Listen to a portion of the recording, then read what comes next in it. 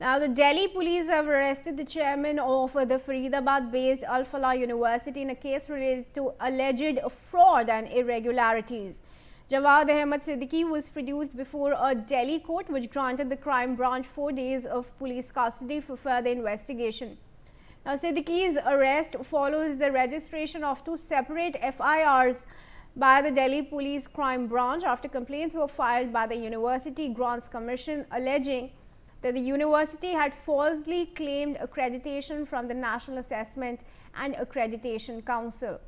Remember, on January 16, the Enforcement Directorate had filed a charge sheet against Siddiqui and the Al Falah Charitable Trust in an alleged money laundering case as part of its probe under the Prevention of Money Laundering Act.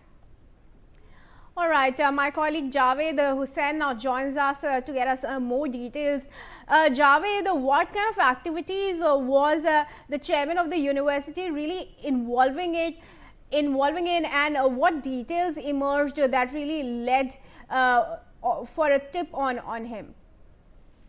Delhi police की crime branch ने शुरुआत में ही terror module blast, लाल किले blast के बाद Delhi police की crime branch ने 2 FIR दर्ज की थी और एक एफआईआर दिल्ली पुलिस की स्पेशल सेल ने की थी। स्पेशल सेल ने टेरर मॉड्यूल को लेकर किया था, तो वहीं दूसरी तरफ जो क्राइम ब्रांच है वो उसने यूजीसी की शिकायत पर और एक फर्जीवाड़े को लेकर 2 एफआईआर दर्ज की थी। उसी बेस एफआईआर पर दिल्ली पुलिस की क्राइम ब्रांच ने अल फलाह यूनिवर्सिटी के चेयरमैन जवाद अहमद सिद्दीकी को गिरफ्तार किया। गिरफ्तार करने के बाद उसे कोर्ट पे प्रोड्यूस किया गया, जहां से उसे 4 दिन की पुलिस कस्टडी में लिया गया है। हम आपको बता दें कि शुरुआत में ही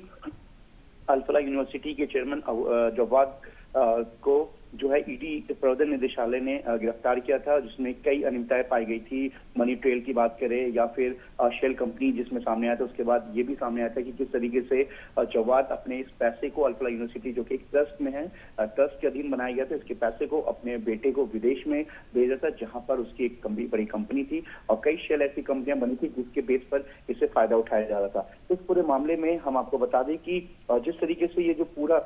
मामला सामने आया, इसमें दिल्ली पुलिस की क्राइम ब्रांच अब तमाम इन्वेस्टिगेशन को जानना चाह रही है कि कैसे जो है इस यूजीसी की जो शिकायत है, उस शिकायत को लेकर जो इन्वेस्टिगेशन में क्या क्या अनियमितताएं थी, किस तरीके से जो फर्जीवाड़ा चल रहा था अल फलाह यूनिवर्सिटी के अंदर, कैसे कैसे लोगों को अपॉइंटमेंट किया गया, किस तरीके का ये पूरा जो रजिस्ट्रेशन है इसमें किस तरीके से मान्यता है कि नहीं है, यूजीसी की क्या जो शिकायत है उसके कौन कौन से मेन पॉइंट है, उन सब को लेकर जो है इन्वेस्टिगेशन की जाएगी। जी।